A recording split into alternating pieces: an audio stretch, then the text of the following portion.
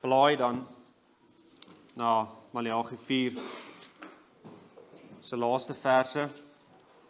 Die laaste versies in die Ou Testament.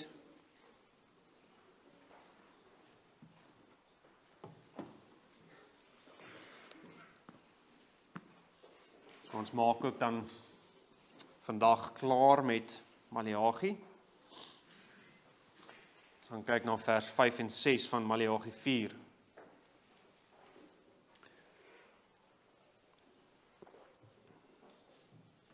So ek het dit laasweek so vinnig genoem, hierdie laaste 3 versies, vers 4 tot 6 is so half laaste vermaanings van hierdie profeet aan die volk. So hier is daai vers 4 tot 6 is 'n eenheid, dis 'n afsluiting, maar dit is ook nog steeds saam met die hele hoofstuk 3 en 4 wat gaan oor die dag van die Here. Laaste vermaanings en oproep voor die dag van die Here. En daarom is die tema wat ek nou maar daarvoor gedink het, vers 4 tot 6, reformatie voor die dag van die Here. Kom ons lees Maleagi 4, van vers 4 af. Dink aan die wet van Moses, my knegg, wat ek hom beveel het op Horeb vir die hele Israel, insettinge en verordeninge. Kyk, ek stuur julle die profeet Elia voordat die groot en vreeslike dag van die Here aanbreek. En hy sal die hart van die vaders terugbring tot die kinders en die hart van die kinders tot hulle vaders, sodat ek nie hoef te kom en die land met die banvloek tref nie. Dit is die Here se woord. En ons fokus dan op vers 5 en vers 6. So die tema is nog steeds reformatie voor die dag van die Here. So vers 4, laasweek het ons gesien, reformatie beteken ons moet die wet van die middelaar van die verbond onthou. Ons moet terugkeer na hom toe. Dis nie uiteindelik Moses nie. Moses verdwyn in die heerlikheid van Christus. Moses wys ons net na Christus toe, na die ware middelaar van die verbond.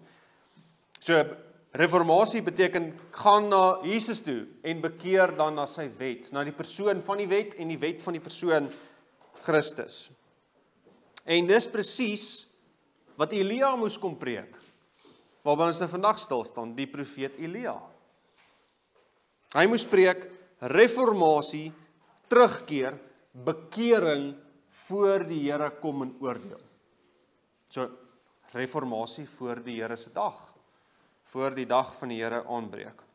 So vers 5 sê, kyk, ek stuur julle die profeet Elia voordat die groot en vreeslike dag van die Here aanbreek. En daai kyk is weer eens, is daar die highlighter in Hebreëus.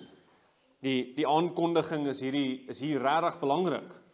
Kyk, en is dieselfde kyk as in hoofstuk 3 vers 1, waar daar ook so aankondiging was, en dan weer met ek stuur, kyk ek stuur, soos in hoofstuk 3 vers 1, kyk ek stuur my boodskapper, wat die weg voor my uit sal baan, dan sal skielik na sy tempel kom die Here na wie hulle soek, naamlik die engel van die verbond, na wie hulle begeerte het. Kyk, hy kom, sê die Here van die leerskare.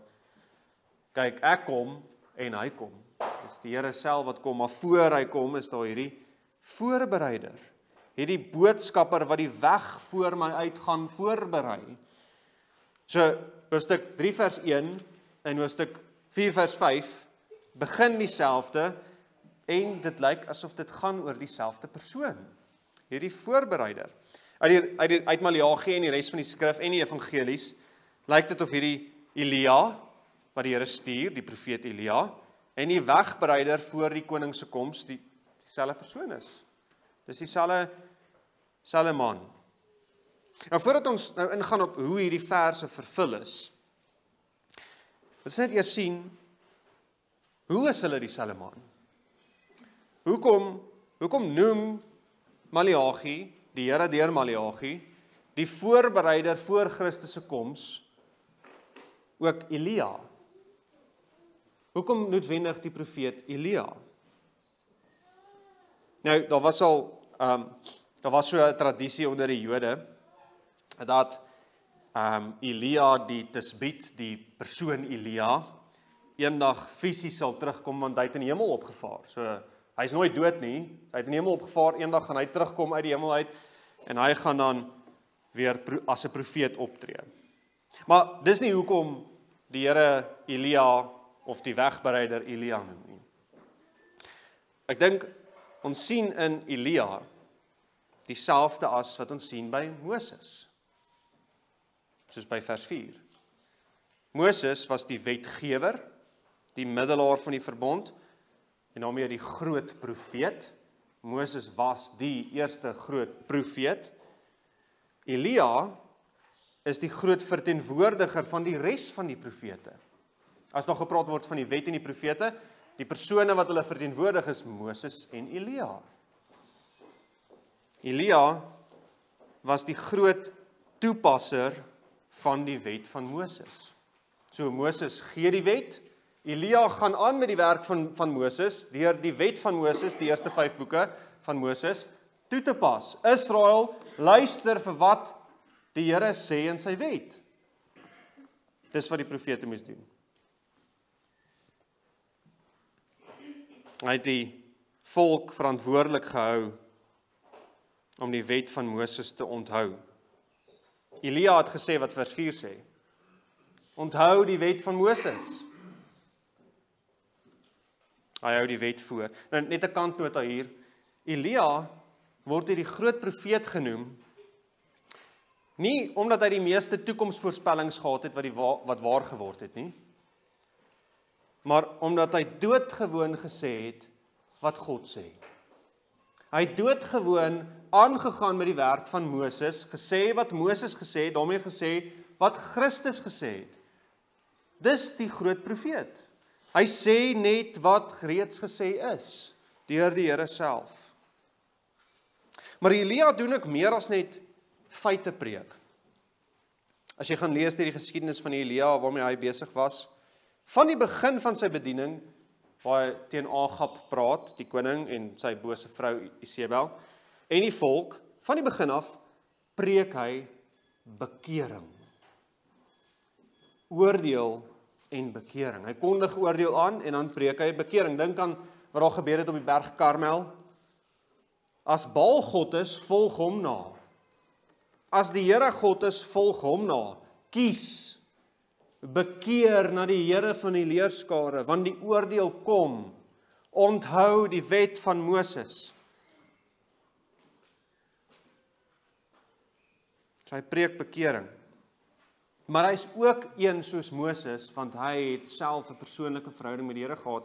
Na die Karmel gebeure gaan hy uiteindelik ook na Horeb toe, waar Moses was, die berg van God, en hy kry hierdie baie spesiale Godsopenbaring.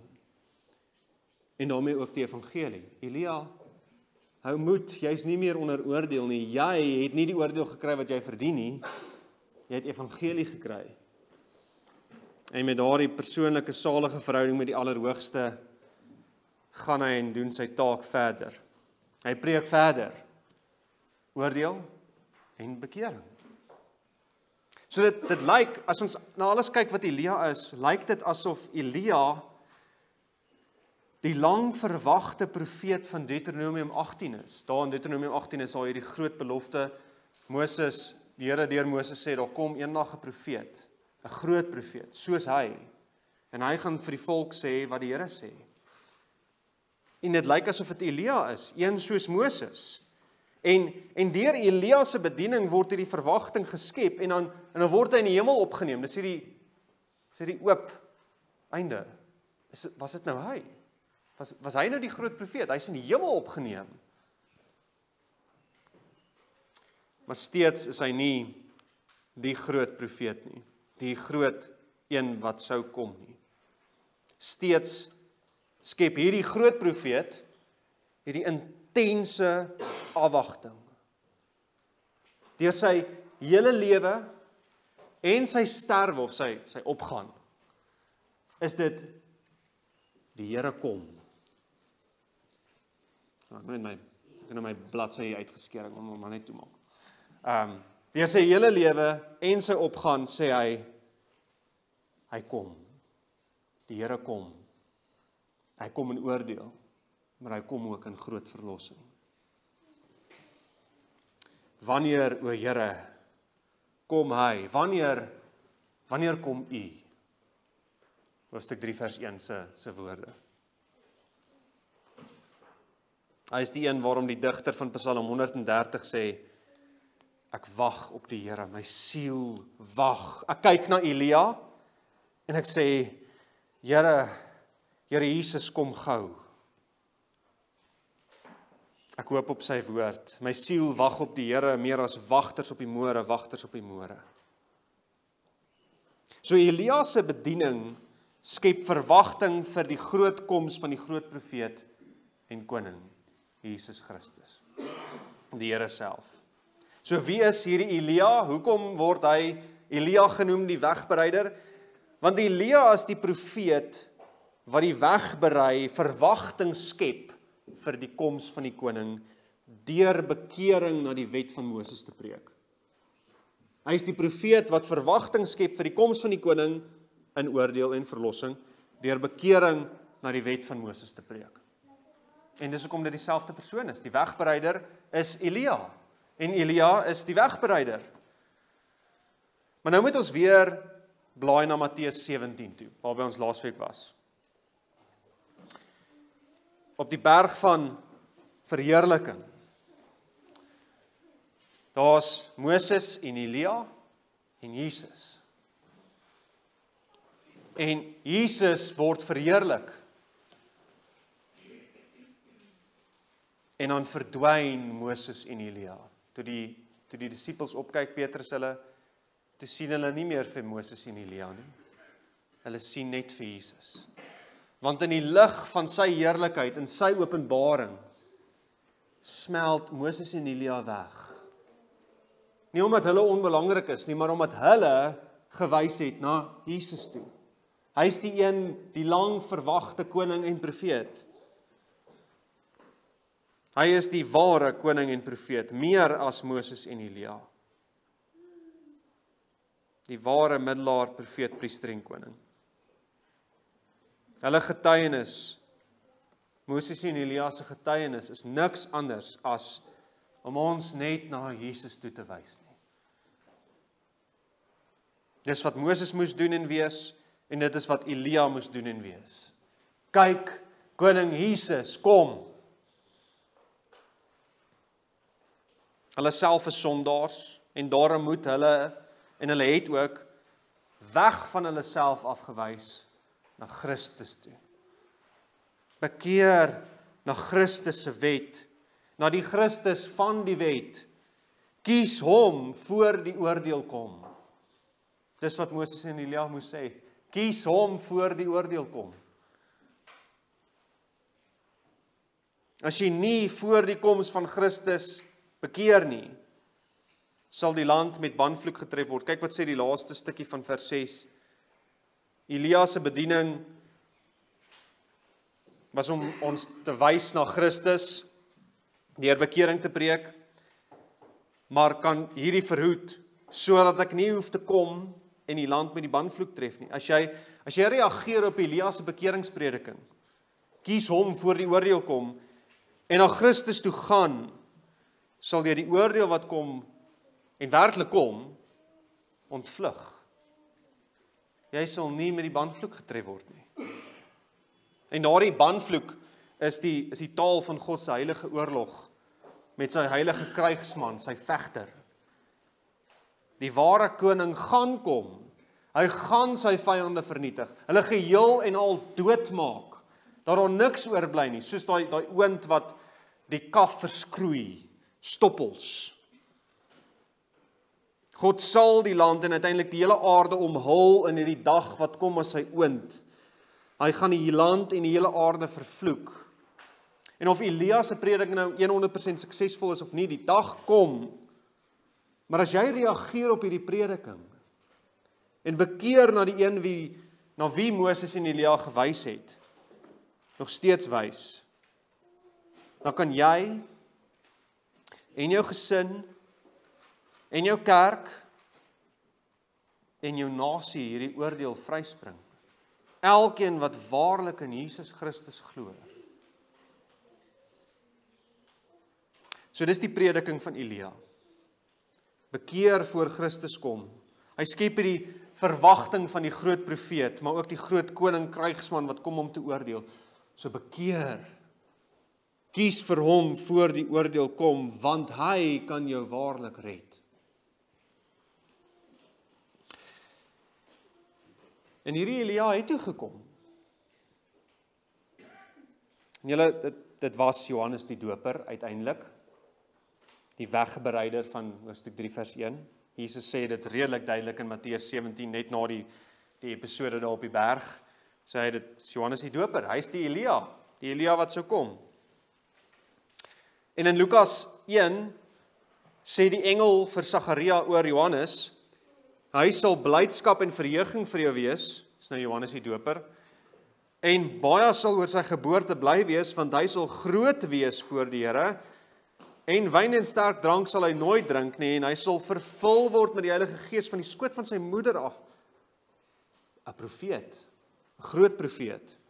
En hy sal baie van die kinders van Israel bekeer tot die Here hulle God, en dan hoor nou hierdie, en hy sal voor hom die Christus uitgaan in gees en krag van Elia, om die harte van die vaders terug te bring tot die kinders. Dis die belofte van vers 6, hier in Maleagi 4. En die ongehoorsaames tot die gesindheid van die regverdiges, om vir die Here 'n toegeruste volk te berei. So Johannes is redelik duidelik die Elia wat die belofte van vers 6 gaan vervul.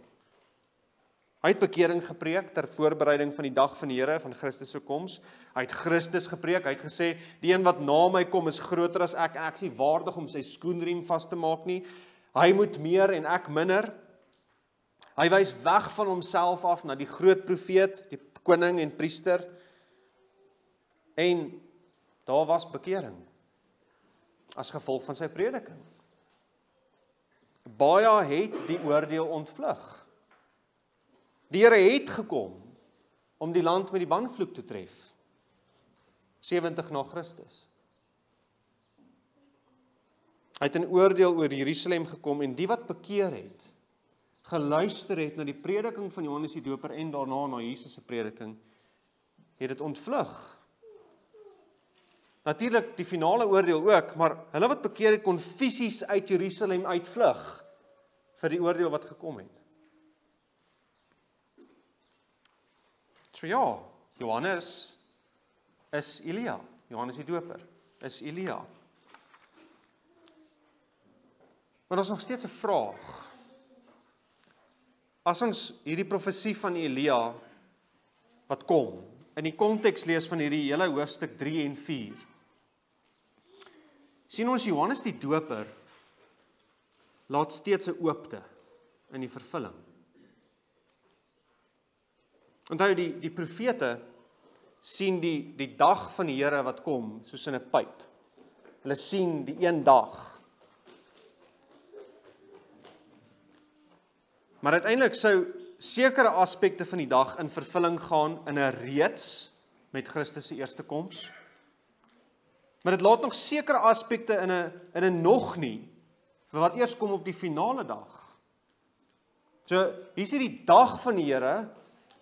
Maar nou, tussen Jesus se eerste koms en sy tweede koms is daar 'n reeds en 'n nog nie van hierdie dag wat die profete sien in hierdie pyp. So Elia kom voor die dag. Maar voor watter aspek van die dag? Gaan Elia net kom voor die eerste koms, soos ons nou gesien het waar is, hy het gekom, Johannes die Doper, of is daar nog 'n vervulling voor die groot dag van oordeel? So in die konteks van hoofstuk 3 en 4 hier is die verwagting wat Maleagi skep oor Elia, dat hy kom voor die groot dag van finale oordeel. Hierdie groot en vreeslike dag wat kom is soos 'n oond. Die hele aarde is vol van hierdie oond. Dis die dag van groot oordeel, dis die finale koms van die Here. Nou, natuurlik, Jesus het reeds gekom om die groot vyand te vernietig op sy groot dag, die dood self. Maar dit laat nog steeds hierdie nog nie van die dag wat kom in Maleagi 3 en 4. Johannes die Doper het die profesie vervul in 'n reeds, maar daar's ook 'n nog nie. Daar was bekering en baie bekering, en die Here het die land met die banvloek getref toe hy gekom het om Jerusalem te vernietig, maar dis net 'n reeds, dis wat daar gebeur het met Jerusalem is net 'n prentjie van die uiteindelike oordeel wat kom. So, daar's ietsie oop aan hierdie profesie oor die Elia wat kom. So gaan daar nog 'n Johannes die Doper wees? Nee, ek glo nie dat daar nog 'n persoon gaan wees soos Elia wat gaan kom nie. Hierdie taak van hierdie profeet om bekering te preek vir die kerk en die wêreld, het nou tussen die reeds en die nog nie van die groot dag oorgegaan op die kerk as geheel. Die kerk is nou die Elia. En dis die idee wat ons kry in Openbaring 11. Openbaring 11 se 2 getuies. Die een getuienis staan vas omdat dit in die mond van 2 getuies is. Want in die mond van 2 getuies sal 'n saak vas staan. So daar's hierdie 2 getuies in Openbaring 11, maar hulle het een getuienis, en hierdie 2 getuies is dan daar in Openbaring 11 ook baie duidelik die kerk. Hulle is die kandelaars in die tempel wat lig gee uit olyfbome. Hulle is in Openbaring is die kandelaars die gemeentes, dis die kerk. En die olyfbome, hulle gaan aan met hulle getuienis deur die krag van die Heilige Gees. Maar hierdie 2 getuies se taak daar in Openbaring 11 is presies dieselfde as Elia en Johannes die Doper in lyn met die bediening van Moses. Dis wat Elia moes preek en Johannes die Doper moes preek, en nou gaan daai getuies aan met dieselfde. Die kerk gaan aan met dieselfde prediking. Vers 6 sê in Openbaring 11, hulle het mag om die hemel te sluit, sodat daar nie in die dae van hulle profesie geen reën sal val nie, soos Elia. En hulle het mag oor die waters om dit in bloed te verander, om die aarde te tref met allerlei plase, dikwels as hulle wil, soos Moses. En daai sê net, die aankondiging van koning Jesus se oordeel, deur die getuienis van die kerk, is so waar en so seker, soos met Elia en Moses se bediening. Dis presies waarmee die kerk moet besig wees volgens Maleagi 4, vers 4 tot 6. Bekeer op grond van die bediening van Moses en Elia, wat jou na Jesus toe wys, en doen dit dan, word dan self bedienaars van daardie bekeringsprediking na Jesus toe. Hoor die prediking, bekeer na Jesus toe, en sê dit dan, kerk, bekeer na Jesus toe. Dis die getuienis van daardie 2 getuies. Bekering, want die oordeel kom. Kies hom voor hy kom.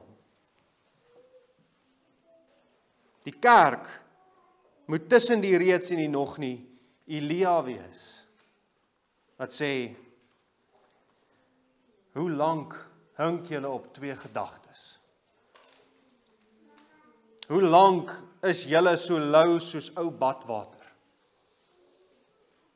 Hoe lank gaan die kerk aangaan om hulle brood aan albei kante gebotter te wil hê? Hoe lank gaan die kerk aangaan om te dink, ons kan maar net aangaan sonder om te kies, radikaal vir Jesus? Die kerk moet sê, daar was nog nooit 'n tyd om stil te sit nie. Dit het nie ewe skielik gekom na donderdag nie. Daar was nog nooit 'n tyd om stil te sit nie. Kies vir Jesus. Dringend voor die land met die banvloek getref word. Kies. En ja, ons broer in Christus is geskied, want hy sê wat Jesus sê. Dis regtig duidelik. Jy kan nie neutraal wees nie. Of jy is bereid om dood te gaan vir Jesus, of jy is nie. Of jy bekeer voor jy doodgaan, of jy sterf vir ewig in die ewige banvloek. Kies vir Jesus.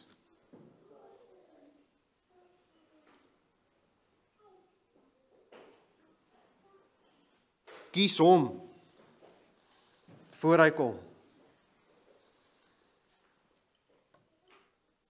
Elia se bediening en Johannes die Doper en uiteindelik Jesus se bediening wys. Hierdie bekering, hierdie kies, gaan oor jou hart in die eerste plek. Vers 6 sê die Vader se harte gaan verander as gevolg van die Elia se prediking. So die kerk preek en mense verander, maar dit begin nie net by uiterlike gedrag nie, dis harte wat verander. Reformatie voor die dag van die Here begin by jou hart. Persoonlike reformatie in jou eie hart en jou eie verhouding met die een wat gekom het en nog gaan kom. Reformatie is nie net uiterlike gedrag nie. Reformatie is nie net uiterlik gesinne wat mooi optree of gemeenskappe wat uiterlik Christelik word nie. Natuurlik dit ook, en ons gaan nou daarby kom. Dit is so belangrik. Elkeen se hart moet die prediking van Elia hoor. Bekeer na koning Jesus, want die koninkryk van die hemele het naby gekom. Jy moet besef hoe dringend jy hom nodig het. Jy gaan sterf sonder hom vir ewig. Jy moet na hom toe vlug, terwyl jy sy skoonheid en sy heerlikheid van sy genade aanskou. Ek kan nie myself red nie, net hy kan. Ek hardloop in sy arms in. Ek haat hierdie sonde, ek haat om nie vir Jesus te hê nie. En dis dan nie net die eerste keer nie. Dis dan daagliks, daarna ook. Kies vir Jesus. Voor hy kom. Voor sy dag. Ons kan in 'n sekere sin sê, elke week, elke dag, maar ook elke week, voor vandag, voor die dag van die Here. Kies hom.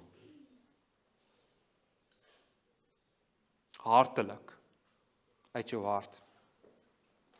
En weet julle, deur te kies om Jesus radikaal te volg tot die dood toe,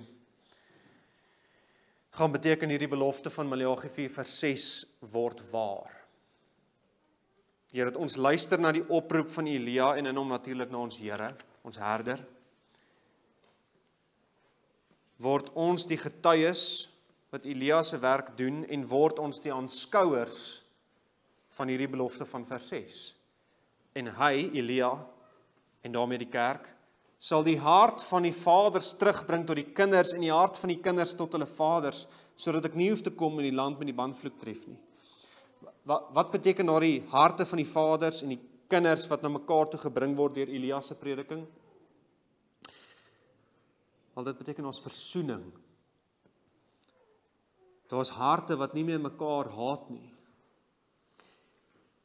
Die harte wat na mekaar toe gebring word, gaan een van hart en sin wees.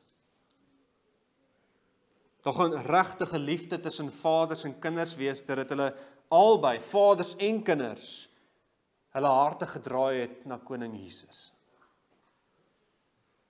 Dat hulle bekeer het. Vaders en kinders het hulle harte gerig op die een na wie Moses en Elia wys. En daai vaders en kinders, ek dink in die eerste plek, is dit letterlik vaders en kinders. Elia in die kerk se prediking bring gesinne bymekaar, deur gesinne tot bekering te bring. Maleagi, die prediker, die boodskapper soos Elia, het gepreek oor huwelike, daar in hoofstuk 2. Huwelike moet tot bekering kom, sodat gesinne tot bekering kan kom, dat die hart van die vader en die kind by mekaar kan uitkom, omdat ons albei na Jesus toe kyk. So bekering, jou hartsbekering, het alles te doen met gesin. Natuurlik kan jy nie jou seun se hart beheer nie. Maar as jy tot bekering kom, is dit nie net 'n saak wat jou hart raak nie. Jy wil sien dat jou seun se hart na jou hart keer, want jou hart het na Jesus toe gekeer.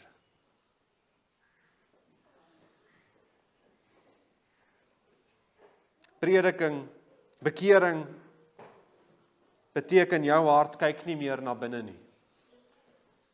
Jy kyk na buite, na Christus, en in hom kyk jy nou na jou pa en na jou seun.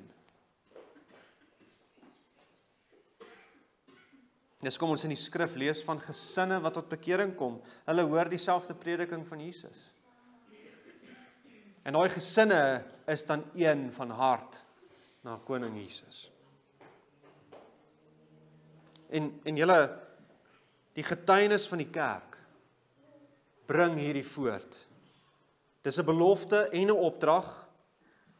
En daarom, ma's en pa's, nadat julle geluister het na Elia se prediking, hou aan om dit vir julle kinders te preek. Hou aan om die evangelie en die bekering voor te hou in elke dissipline sessie. Hou aan bid vir jou kinders.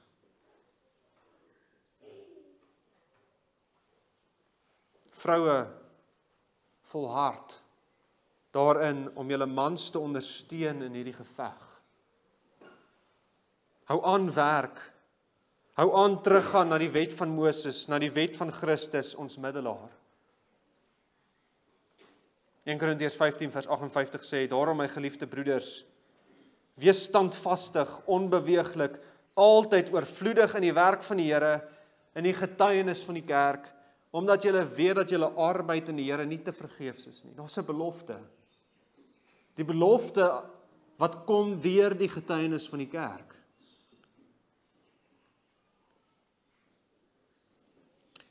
Hierdie vaders en kinders is ook weier as gesinne. Is ook vir die kerk as geheel. Gesinne gaan na mekaar toe keer, maar ook na hulle geestelike vaders. Binne in die kerk as geheel, binne in die volk van die Here, was daar vaders, geestelike leiers, vaders. Gesinne gaan luister na hulle geestelike vaders. En hulle geestelike vaders gaan regtig lief wees vir hulle. Dis die vaders wat jou lei na Jesus toe. En dis nie om mense te vereer nie, want daai persoon, daai geestelike vader wys my juis na Jesus toe.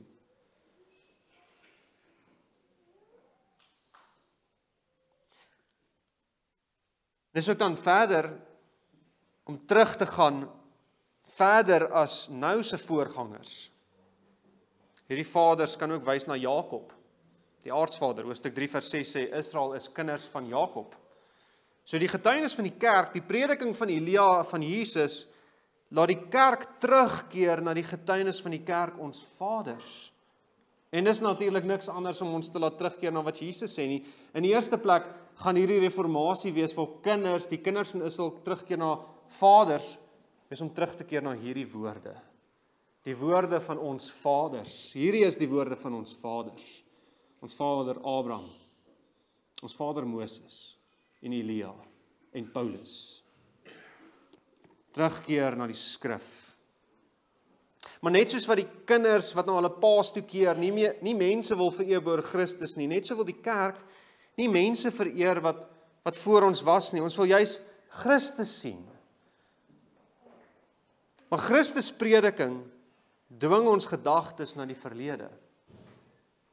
En daarom is hierdie ook, ons wil een wees met ons broers in die verlede. Reformatie is nie om mense te vereer nie, maar om terug te keer na wat ons vaders gesê het in die kerkgeskiedenis.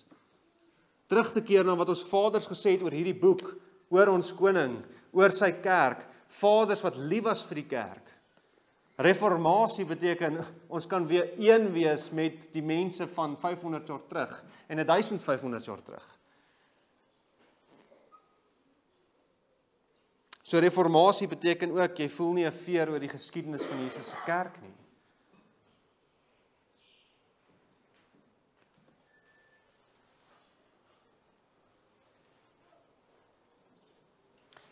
hierdie spoor dan die kerk aan om die getuienis van Elia op te neem.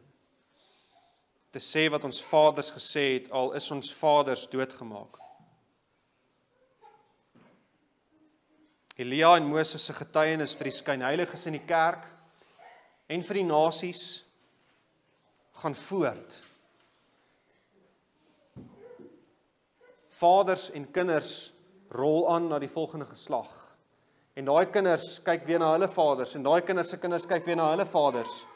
So die getuienis van die kerk gaan aan, geslag na geslag, vir die skynheiliges in die kerk en vir die wêreld.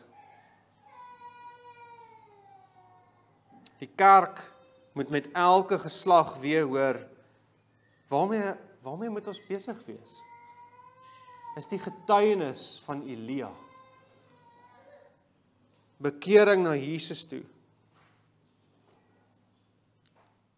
As jy gereageer het op Elia se prediking, soek jy nie meer prediking wat jou lou maak nie. Jy soek prediking van Jesus. Wat Jesus verheerlik en jou konfronteer met elke sonde en jou oproep tot bekering en prediking wat jou laat kies. En as jy gereageer het op hierdie prediking, gaan jy daarvoor bid. Dat die kerk al hoe meer hiermee kan besig wees. Maar dan gaan jy ook as lewende lid van hierdie getuienis, die kerk as geheel se getuienis, gaan jy ook getuig. Nie net met jou lewe nie, maar met jou woorde ook. Natuurlik, almal het nie die gawes om straatpredikers te wees of om voor duisende mense te staan nie, maar jy het radikaal gekies. En nou is jy deel van die getuienis. So maak jou mond oop. Volhard al word jy gespoeg. En weet julle, die twee getuies met die een getuienis, daar in Openbaring 11, word doodgemaak terwyl hulle getuig. In die tyd van hulle getuienis. Die wêreld haat regtig die getuienis van die kerk. En die kerk getuig wat daardie getuies getuig. Oordeel en bekering. Die kerk staan vas by Christus se waarheid. En geen dienskneg is hoër as sy Heer nie. En dan word hulle doodgemaak. Partykeer regtig gruisam. Maar dit beteken nie die profesie van Maleagi 4:6 is vals nie. Party gaan dit lyk of die kerk se getuienis heeltemal stil gemaak word. Maar dit is onmoontlik, want elke prediker, elke vrou en elke kind en elke man wat al ooit vermoor is omdat hulle sê wat Christus sê, sal weer opstaan. En daarom sal hulle getuienis nie stil gemaak kan word nie. As jy die kerk se keel afsny, beteken dit nie die kerk se mond is toe nie.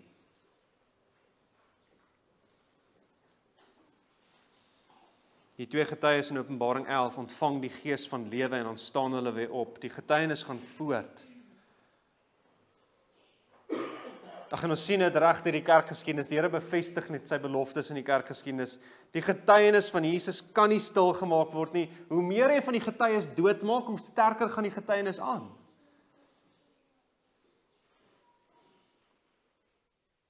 En dis nie nou net met Charlie Kirk die geval van dat sy getuienis vir Christus nou juis versprei word na sy dood nie, dit is so, maar dit is nog altyd so.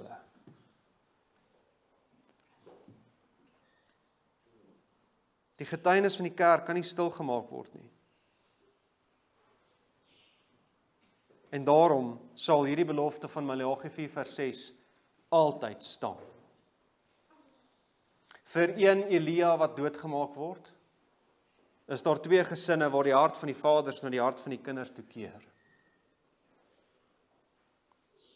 Volhard, geliefdes. Volhard, gelowige. Volhard in die radikale navolging van Jesus, in die radikale bekering, in die radikale getuienis en prediking van daardie bekering. Volhard in die getuienis van die kerk.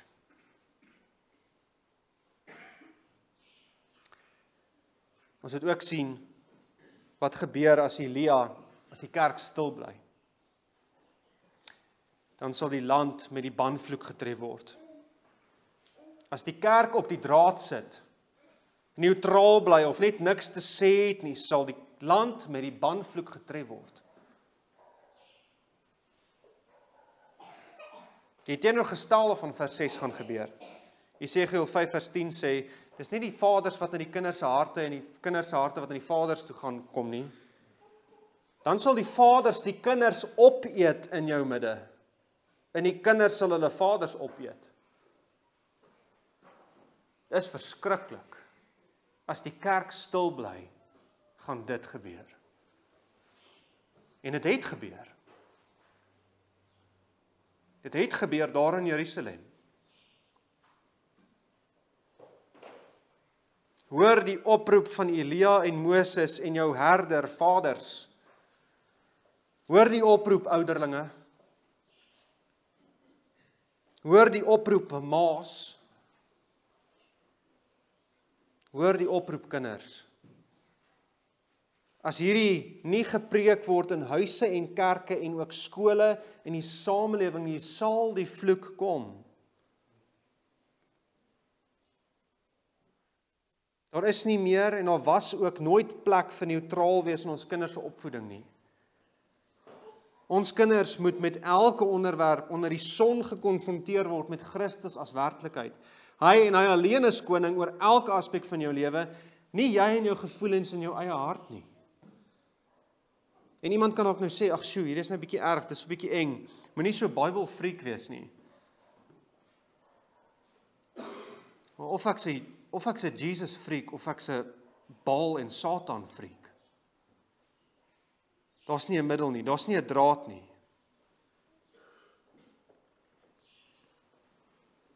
Dis nou die tyd om te kies vir die prediking van Elia, radikaal te kies vir Jesus. Daai man wat vir Charlie Kirk geskiet het. Glo gewoon wat in skole en kerke in ons eie samelewing in Suid-Afrika aangebied word as godsdienstig neutraal. Hy glo letterlik wat die meerderheid kinders in hierdie land van ons geleer word in elke lewensoriëntering handboek.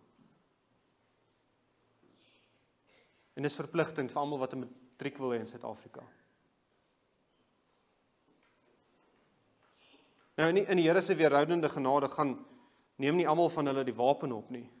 Maar dis die wêreldbeskouing wat die prediking van die kerk haat. Haat met 'n passie, met so intense haat dat hulle die kerk wil doodmaak.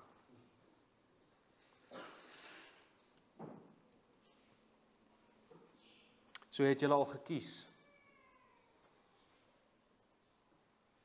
Gekies om Jesus en Jesus alleen as verlosser en koning te hê.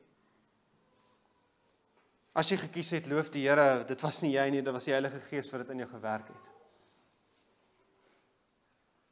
As jy op die draad sit, kyk net af. Daar is nie 'n draad nie. Jy is besig om te val in die oordeel in. Hoor die roep van die herder. Kom na my toe.